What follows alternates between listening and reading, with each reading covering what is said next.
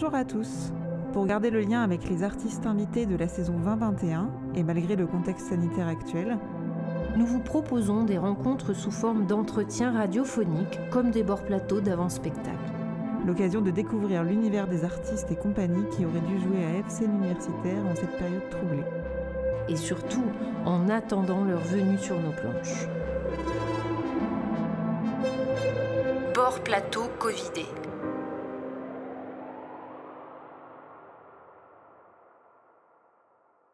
Bonjour, merci d'avoir accepté notre invitation un petit peu particulière et en distance. Difficile de cacher notre déception puisque nous devions accueillir le spectacle le 11-11-11 à 11h11 ce 10 novembre, histoire de bien perdre le public. On a émis ça le 10 novembre.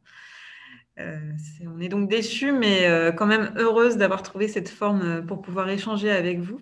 Nous, la tradition à Eve, scène universitaire, c'est de faire un bord plateau. Donc, c'est un petit peu un bord plateau sans avoir vu le spectacle qu'on propose ici. Pouvez-vous, dans un premier temps, vous présenter, dire qui vous êtes, nous parler un petit peu de vous et peut-être évoquer votre parcours? Alors, bonjour d'abord, bonjour. Donc, moi, c'est Marc Composieux. Mon acolyte va se présenter. Oui, et moi, je suis Alexis Gorbachevski. Voilà. Nous sommes deux comédiens, deux garçons très bêtes qui apprécions énormément de travailler ensemble et d'être très bêtes, mais ensemble. On s'est rencontrés avec Alexis en 2009 à l'occasion d'une formation théâtrale à Toulouse. Et il se trouve que 2009, 2 ans plus tard, en 2011, c'est l'histoire de ce spectacle. J'ai réellement eu l'idée le 1er janvier 2011, en festoyant en famille. J'ai eu l'idée, je me suis dit, mais mon Dieu, mais nous sommes en 2011, tout est parallèle, 2011. Et je mangeais en face de ma chérie et je lui dis, tu imagines, au mois de novembre 2011, ça fera 11-11. Imagine le 11 novembre 2011, ça fera 11-11-11. Imagine, à 11h11, elle m'a dit, oui, ok, où veux-tu en venir? Et j'ai dit, je pense que là, quand même, les choses seront suffisamment parallèles pour qu'on fasse un clin d'œil à Pierre Desproges. Parce qu'il avait écrit, Pierre Desproges, qu'il n'était pas maniaque, mais que quand même, quand la montre à quartz indique 11h11, il a un petit orgasme. Ça m'était resté, ce texte-là m'était resté. D'ailleurs, c'est un texte que j'avais aussi travaillé en 2009 quand on se fréquentait avec Alexis sur la formation. Et du coup, ce truc-là m'était resté et je m'étais dit, le 11 novembre 2011, il n'y a pas moyen, il faut qu'on crée un petit événement, un petit hommage, quelque chose d'un peu farfelu, d'un peu confidentiel. A priori, c'était censé rester confidentiel. On s'était dit, on fera un petit truc sur Pierre Desproges. Donc, j'ai très vite appelé Alexis, qui donc, je le répète, est un garçon très bête avec qui j'aime beaucoup travailler. Et l'idée étant relativement farfelue, je savais qu'il allait accepter. Et il a accepté. J'ai accepté. Et voilà, et on est parti. Donc, on est parti, voilà. Au départ, c'était vraiment quelque chose de relativement simple. C'était une lecture de textes de Pierre Desproges. Voilà. Je te laisse, Alexis, préciser un peu les choses. Oui, et puis je me souviens quand tu m'as contacté, tu m'as dit j'aimerais que tu viennes en fait faire des petits intermèdes entre mes textes, que ce soit musical, que ce soit visuel. Donc j'étais parti pour ça au départ. Donc on a découvert donc des chansons de Pierre Desproges qui avaient aussi il y avait des enregistrements de lui. Donc ils s'enregistraient donc soit tout seul, soit avec des amis. Et donc on a trouvé une très belle matière, donc 3 chansons qu'on chante soit en duo, soit Marc et moi je l'accompagne avec mon petit instrument, une balalaïka. Donc voilà, ça c'est pour la partie musicale, même si on a aussi développé ça par la suite.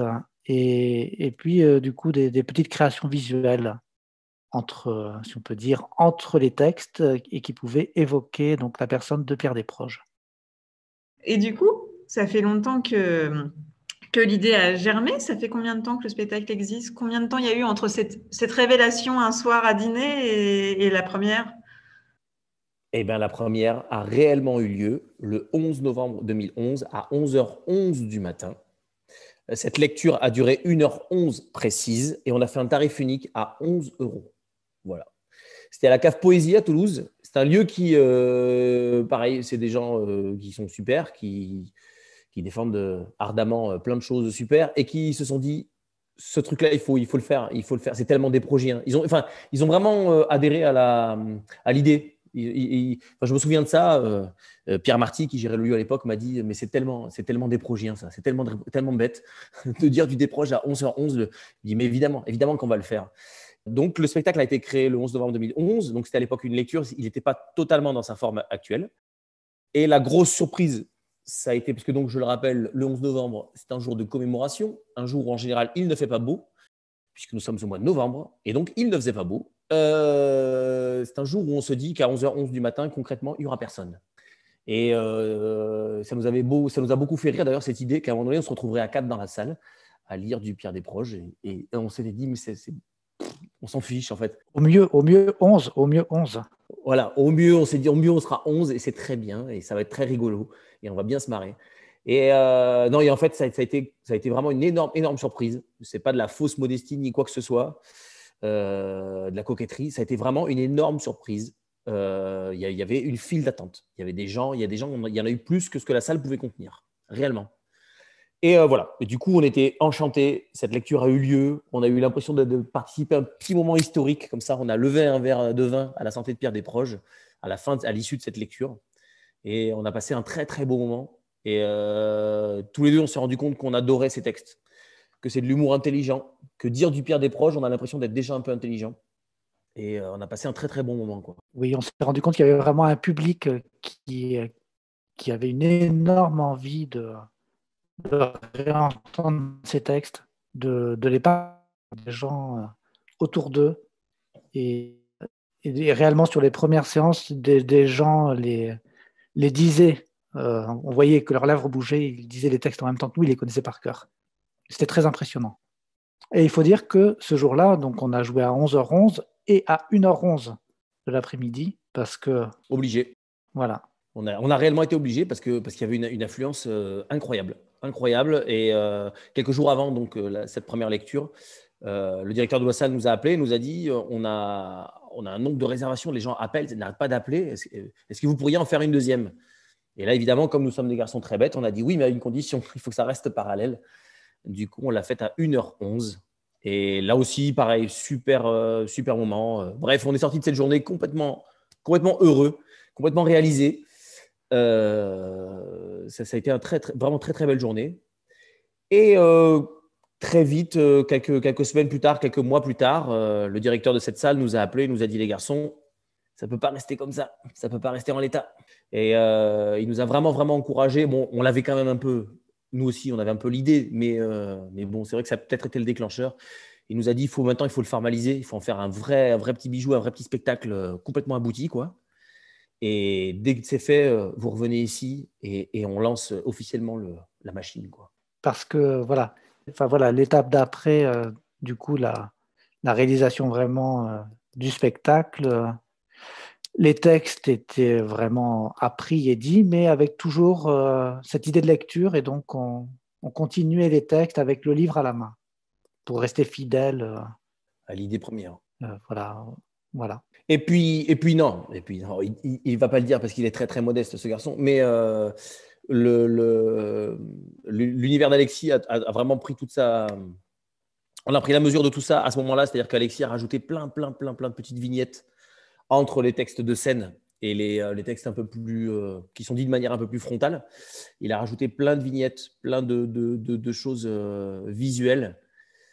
Et voilà, le spectacle il est réellement né là, avec un Pierre Desproges, avec des textes de scène, avec des chroniques de radio, des extraits du manuel à l'usage des rustres et des malpolis, des extraits de quoi d'autre, Alexis, aide-moi au secours, des extraits de réquisitoire, tribunal des flagrants délires, voilà. Et Alexis, à l'intérieur de ça, a rajouté plein de petites pépites pour montrer plus l'autre Desproges, on va dire, le Desproges clown, le Desproges cyclopède. De Monsieur Cyclopède. Et l'autre que tu aimes bien citer, l'autre Desproges. Le professeur Corbignou. Et voilà. Voilà Comment le spectacle est né officiellement, on va dire. Là, on était mi-2012. Le spectacle a été réellement créé. Il a la forme il avait quasiment la forme qu'il a aujourd'hui. Après, on a eu malheureusement une interruption d'un an et demi, 2 ans, en 2013-14 ou 14-15, je ne sais plus, un truc comme ça, pour une sombre histoire de droit d'auteur. Mais voilà, ce sont des choses qui arrivent. En même temps, c'est la propriété de Monsieur Desproges et c'est normal qu'il y ait des gens qui veillent à ça. Et du coup, il y a eu 2 ans où, on va dire, où le spectacle a été mis en sommeil. Et dès qu'on a pu le rejouer, Perrine Desproges, une des 2 filles de Pierre Desproges, est venue voir le spectacle et nous a encouragés à continuer toute cette belle aventure. C'est pour ça qu'on est là encore aujourd'hui. D'accord. Une belle aventure qui dure dans le temps. C'est chouette. Ben ouais. C'est pas si souvent. Non. Alors, je vais repartir dans les bases, mais j'ose espérer que certaines personnes qui nous écoutent sont des étudiants tout jeunes. Et je me demande ce qu'ils connaissent de Pierre Desproges. Est-ce que vous pourriez nous le dépeindre un peu? Du coup, c'est quelqu'un, voilà, c'est l'écriture. Il était vraiment une plume, il avait vraiment une écriture, une élégance.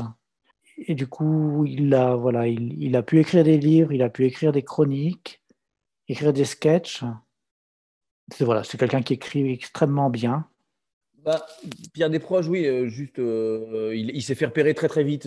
En fait, c'est quelqu'un qui écrit, enfin Alexis l'a dit, en fait, c'est juste quelqu'un qui écrit extrêmement bien, qui a un amour inconditionnel de la langue française, de la belle écriture, et qui a un humour décapant, qui peut être irrévérencieux, qui peut être espiègle, qui peut être même méchant, peut-être faussement méchant, mais par certains égards un peu méchant.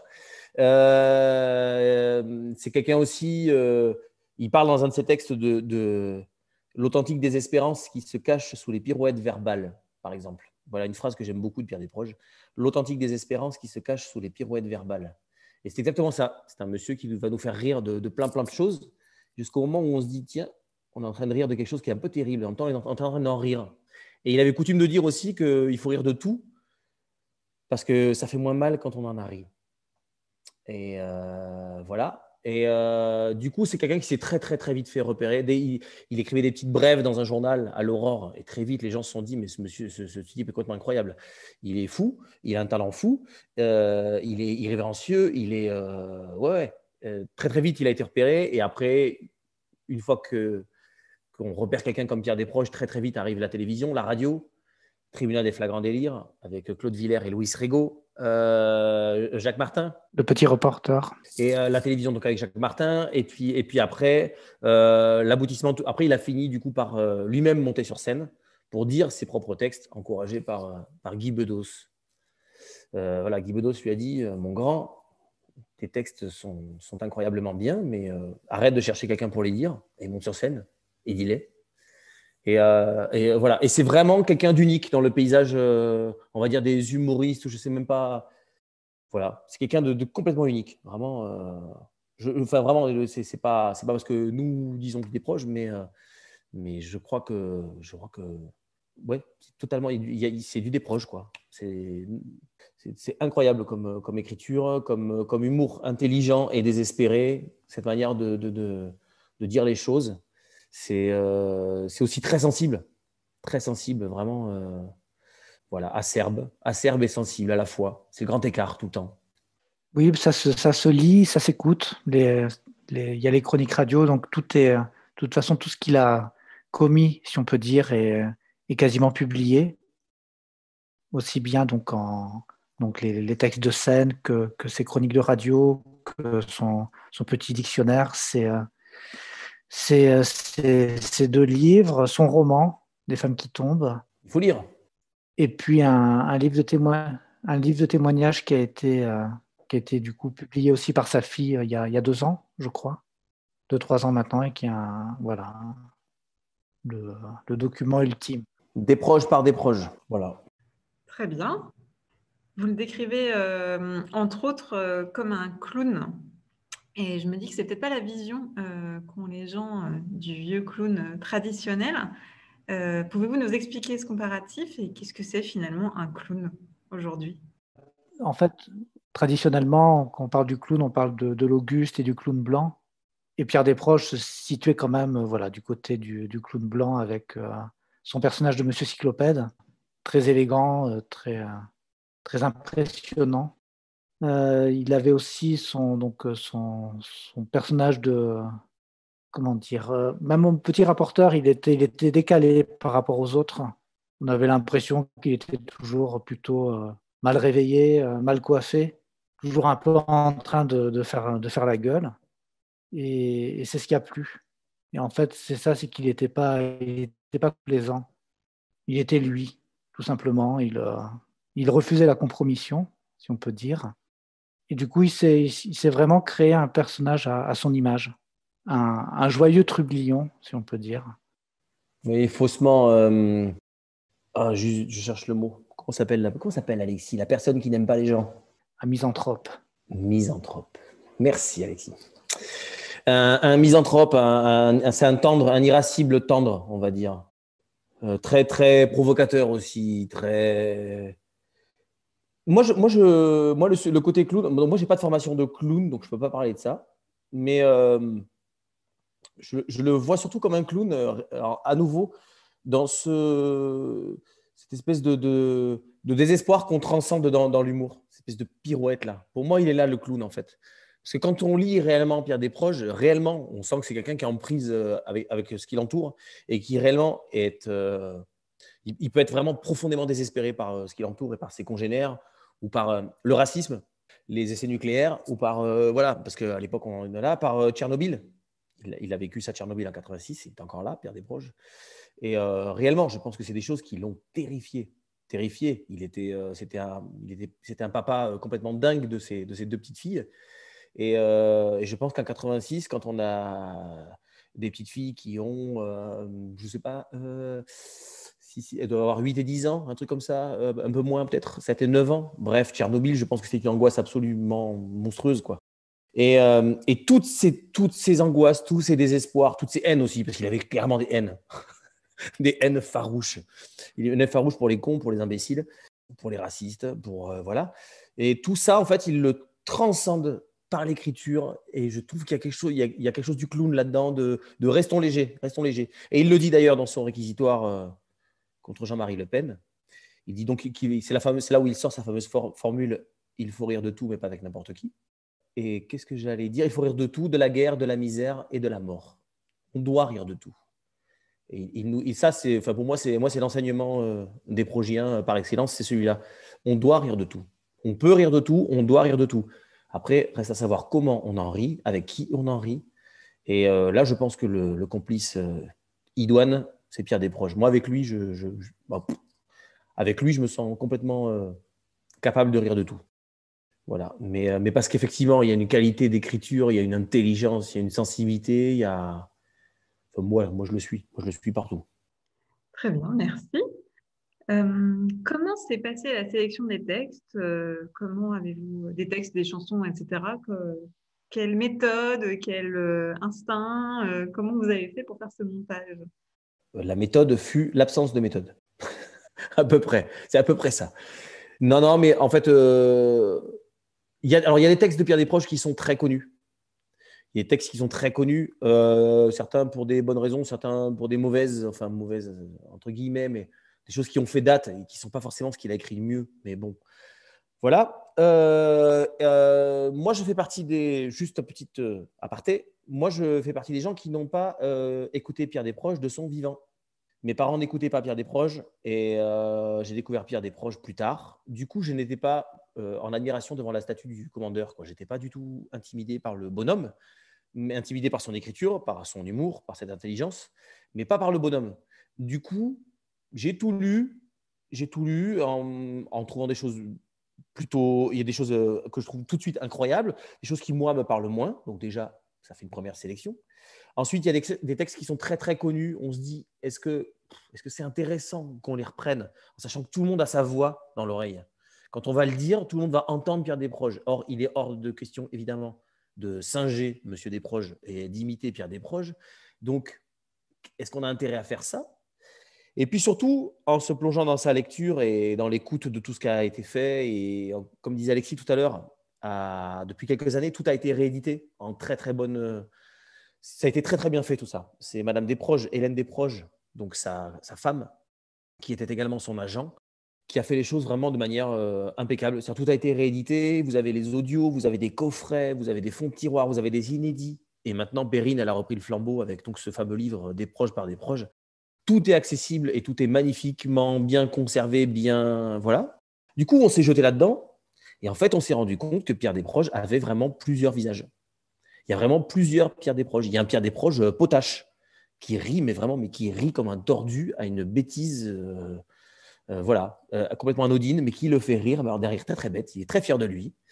Il y a un Pierre Desproges qui, à un moment donné, s'était découvert une passion pour le bide. Il adorait faire une blague et que personne ne rit. Il disait ça, je trouve ça génial. Le vide, le bide. Il avait une passion pour ça.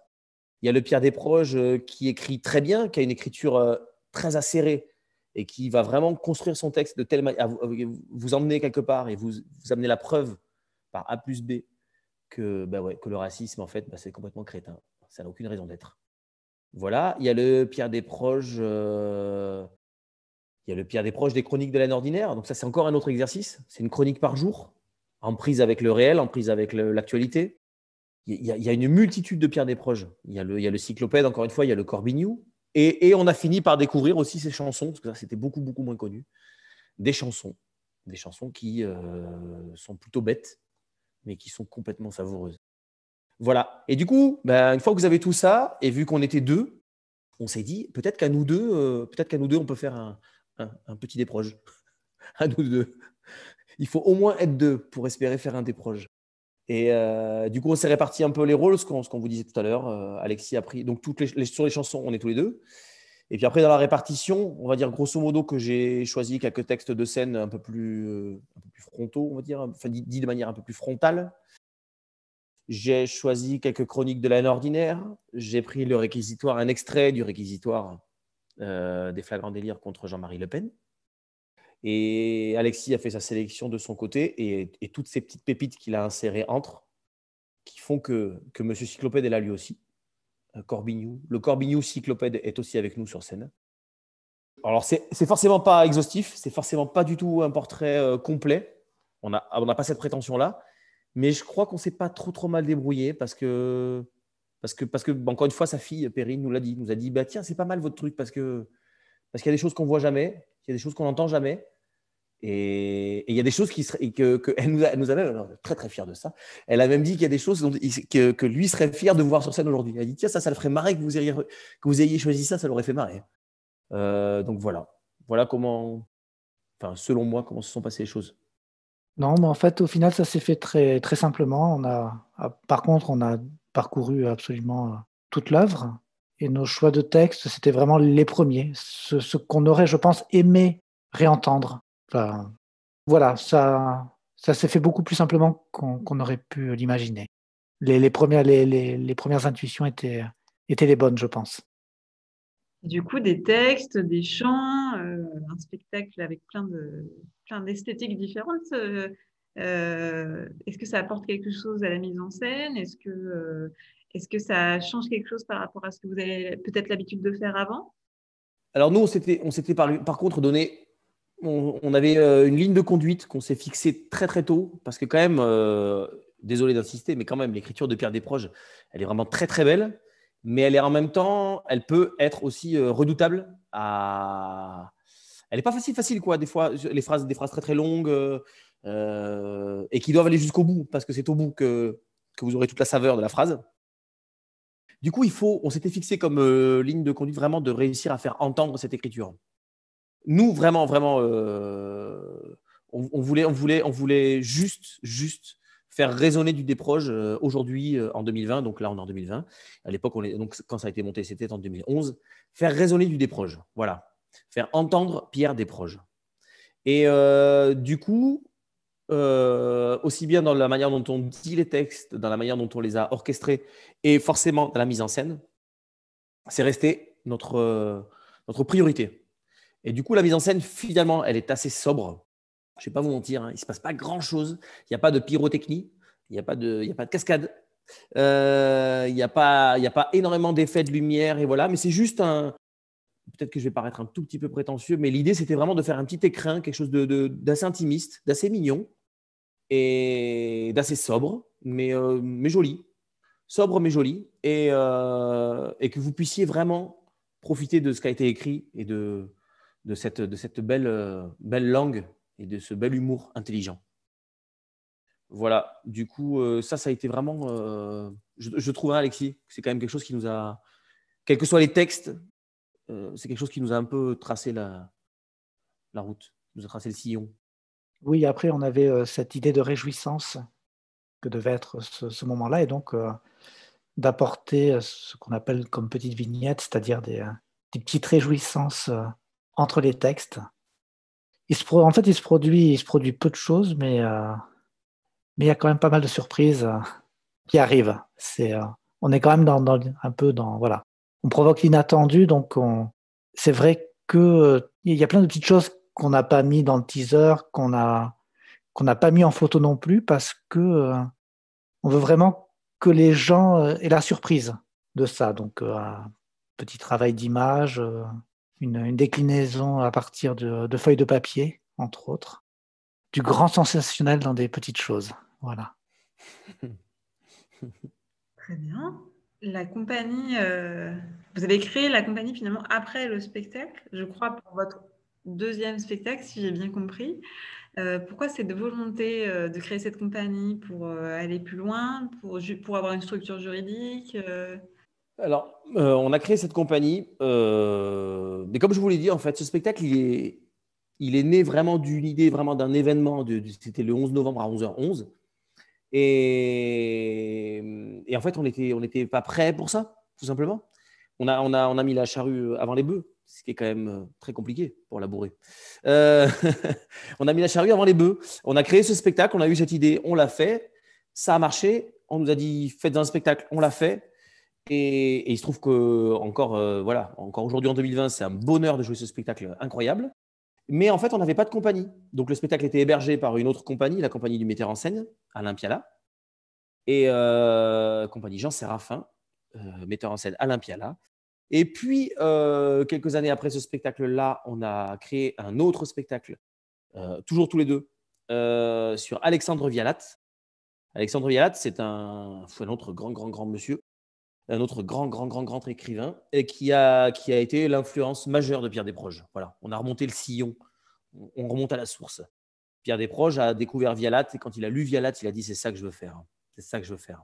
Cet humour-là, ces chroniques-là, cette écriture-là, ça me plaît. » Et du coup, on a monté un spectacle sur Alexandre Vialat, et à cette occasion, on s'est dit « ben voilà, maintenant… » Là, pour le coup, il a été préparé, ce spectacle, il a été anticipé. Et du coup, on s'est dit, on va monter la structure qui va porter celui-là et qui va héberger l'autre, celui qui est né tout seul et qui nous a un peu échappé. Et voilà. Et on a tout regroupé sous cette compagnie 11h11, qu'on a nommé comme ça parce que le point de départ, c'est quand même toujours… C'est parallèle, quoi. Hein, tout est parallèle. C'est tellement déprogien, tout ça. Donc, voilà le cheminement, quoi. En quoi la crise sanitaire actuelle impacte le projet? Est-ce que vous avez quand même des créations en cours? Est-ce que vous avez beaucoup d'annulations ou bien plutôt des reports? Enfin bref, racontez-nous un peu où vous en êtes. Est-ce que vous arrivez à vous projeter, etc., etc. Alors, comme il y a plusieurs spectacles dans la compagnie, je vais parler de quelques trucs et puis Alexis rajoutera. Ben, en fait, là, on était sur une tournée, tout simplement. On est parti en tournée au mois de septembre et cette tournée se termine, on va dire, mi-mai, je crois. Et bien, à chaque fois qu'il y a un confinement, forcément, la tournée s'arrête et on rentre à la maison. Donc, pour l'instant, on a la chance d'avoir des programmateurs qui sont comme nous, en fait, hein, qui sont les premiers sidérés de cette situation, parce que on est dans de l'inédit, dans tout ce qui est plus inédit. Donc, on est tous désemparés, donc on fait ce qu'on peut, on s'agite, hein, on fait des moulines avec les bras. Nous, on rentre à la maison et puis on essaie de se dire que ça va reprendre. Et puis eux, tous ces programmateurs-là, en général, nous disent on va essayer de faire un report dans le maximum de ce qu'on peut faire. Mais c'est très compliqué, surtout quand les confinements se succèdent. Parce que vous reportez une fois, au bout d'un moment, vos saisons, elles sont pleines à craquer, c'est plus possible. Et puis, non, c'est pas possible en fait. Donc, les programmateurs essayent au maximum de nous reporter les spectacles. On s'en tire plutôt bien pour l'instant. On a très peu d'annulations. Et puis, de toute façon, ben voilà, les gens n'y sont pour rien non plus. Donc, c'était comme ça. Quelques annulations. comme on est sur une tournée qui a été organisée il y a un an et demi, nous, finalement, dans tout ce marasme-là, on fait partie des gens plutôt privilégiés, puisque les dates ayant été signées il y a très longtemps, nous, il suffit qu'on nous dise « vous repartez jouer le 15 », et si on a une date le 16, dès le 16, on est sur scène, en fait.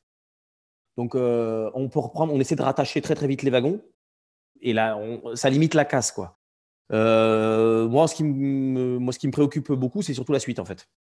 C'est surtout la suite. C'est surtout plus tard, parce que toutes ces périodes-là où on n'est pas sur scène, ces périodes de confinement, les spectacles ne sont pas joués, du coup, pas diffusés à ce moment-là. Du coup, je vais employer un mot très vilain, mais ils ne sont pas vendus à ce moment-là. Et du coup, forcément, on aura l'impact de tout ça dans 6 mois, dans 1 an. Et à mon avis, ça va être sur 1 voire 2 saisons où ça va être un carnage. Je trouve ça bien d'utiliser des mots simples comme vendu pour les gens qui nous écoutent et qui ne sont pas forcément du milieu. Au moins, voilà, ça clarifie les choses. Ça va être un carnage. Ça va être un carnage. Ça va être un carnage. Voilà. Mais encore une fois, vraiment, je pense qu'on fait partie pour l'instant, par rapport à là où on en est nous dans notre travail et par rapport à cette tournée-là, on est plutôt privilégié parce qu'elle a été signée. Donc, on enlève des morceaux de tournée et on raccroche les wagons et on repart. Mais des gens qui avaient tout misé sur une création qui devait sortir, que ce soit au printemps, pendant le premier confinement, ou là, des gens qui avaient tout misé sur un Avignon, des gens qui avaient tout misé sur des rendez-vous très précis, comme le Chaînon Manquant qu'on a eu l'occasion de faire en 2019 et qui a été une opportunité énorme pour nous. Si vous misez tout sur un événement et que cet événement n'a pas lieu, mais c'est terrible. Mais c'est terrible. Et c'est terrible et je sais même pas comment on rattrape ça, en fait. On ne rattrape jamais vraiment ça. Donc après, je sais qu'il y a des injonctions à être très inventif et à chevaucher le tigre. On fait ce qu'on peut. Mais malgré tout, c'est très compliqué, vraiment. Mais bon, voilà. On est un peu tous logés à la même enseigne, mais tous en train d'essayer d'improviser, de faire avec ça. Et voilà. Après, ça dépend des spectacles. Voilà, de là où on en est. Alexis, il a une création qui, en ce moment, est en diffusion. Et donc, peut-être qu'il n'a pas tout à fait le même point de vue que moi là-dessus. Je ne sais pas. Si, de toute façon, on est dans les mêmes montagnes russes. Et juste, le seul problème, c'est qu'on est un peu dans le noir. Donc, on ne sait pas si on va se retrouver sur une descente ou sur une montée. Et en tout cas, beaucoup… non, c'est ça. À nouveau, là, donc, ça réouvre. Et donc, comme je vous disais, on a 2 dates. On va rejouer la semaine prochaine avec une très grande joie et un très grand enthousiasme. Et malgré tout, il y a juste 2-3 jours à nouveau. On tourne notre robinet d'eau et on passe de l'eau à nouveau agréable à une eau froide, potentiellement. Voilà. On ne sait pas quelle sera la température de l'eau la semaine prochaine et ce qu'elle va être forcément pour la saison prochaine aussi. Et malgré tout, dans tout ça, on peut dire qu'on essaie de s'adapter au mieux, qu'il y a des lieux qui ouvrent leurs portes justement pour des résidences, pour des programmations supplémentaires dès que c'est possible. Et effectivement, il y a des initiatives, malgré tout, il y a des choses en construction. Il y a des choses, hélas, qui prennent un petit peu l'eau. Voilà. Je voudrais juste avoir un petit mot, un petit remerciement pour les gens qui travaillent dans la production et dans la diffusion de spectacles. Pour la compagnie 11h11, on a une chargée de diffusion et de production qui s'appelle Modèle Charrière, Audrey Charrière, qui actuellement bosse 3 fois plus qu'en temps normal, pour un résultat qui potentiellement peut être proche de 0. C'est-à-dire que là où avant, donc je vais remployer ce terme de vendre, elle vendait un spectacle ou elle produisait un spectacle. Bref, vous avez un processus à suivre et il y a une marche à suivre et elle connaît ça parfaitement et vous menez votre truc du point 0 du point A au point B, voilà. Et pour ce qui est de la diffusion de spectacle, donc de la vente, le spectacle est vu, le programmateur l'apprécie, on se met d'accord du coup sur une session, on organise ça dans un circuit, dans une tournée, et puis c'est fini, et puis tout le monde est content. Et puis vous savez que l'organisateur sait qu'il a rendez-vous avec nous à telle date, et nous on est super contents d'avoir une date de plus et de voir du pays. Et voilà comment ça se passe normalement. Et en fait actuellement, pour chaque date, elle est en train d'envisager 3 scénarios. 1, ça joue. 2, ça joue pas. Si ça joue pas, qu'est-ce que ça fait? Est-ce que ça reporte? Est-ce que ça annule? Et si ça joue avec couvre-feu? Est-ce que s'il y a couvre-feu, la date, elle est encore envisageable? En fonction de là où on est la veille, de la salle, de ce qui se passe autour de la salle, l'environnement sonore de la salle. Parce que il y a des salles qui en journée sont impraticables. c'est un casse-tête monumental. Monumental. Je vous garantis que cette jeune femme bosse comme une forcenée actuellement. Et je trouve qu'elle a un mérite incroyable parce qu'elle ne sera pas récompensée à la hauteur de ses efforts, fatalement. Elle envisage plein de scénarios et on sait très bien qu'il n'en restera qu'un au final.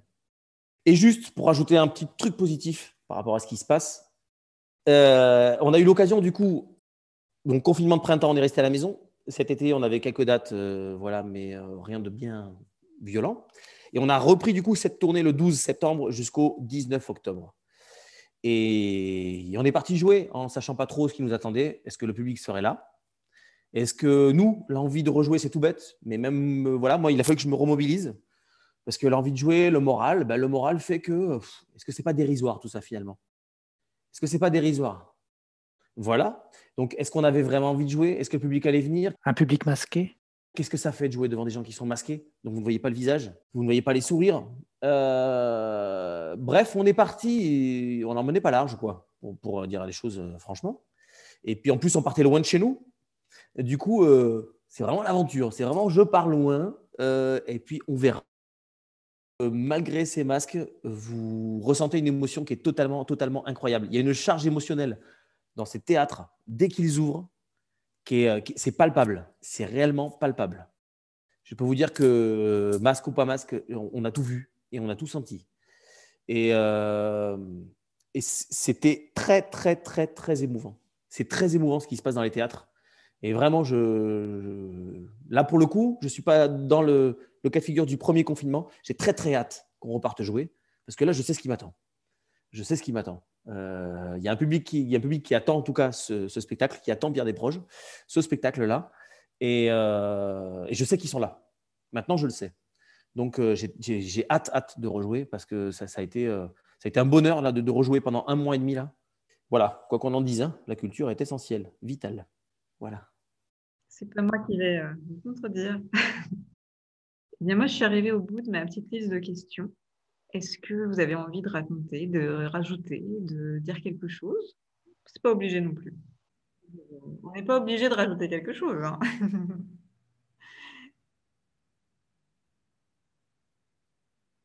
Oui, c'est vrai, c'était bien ça.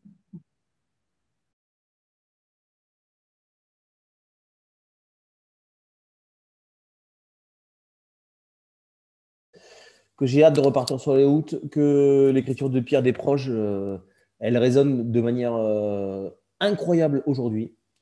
Encore, c'est totalement incroyable. Comme ça résonne. Comme quoi, quand c'est bien écrit, ça perdure. Vous dire voilà, qu'on a évidemment beaucoup de raisons d'être triste. Parce qu'en ce moment, quand même, c'est pas… Hein, le marasme est là, quoi, un peu partout. Et que je pense qu'on va s'appliquer la devise desprogienne qui consiste à dire il faut rire de tout parce que ça fait moins mal quand on en a ri. Alors on va s'appliquer à faire ça, à reprendre la route, à jouer et à rire très très fort. C'est une belle conclusion. Très bien. Merci beaucoup de vous être prêté à l'exercice.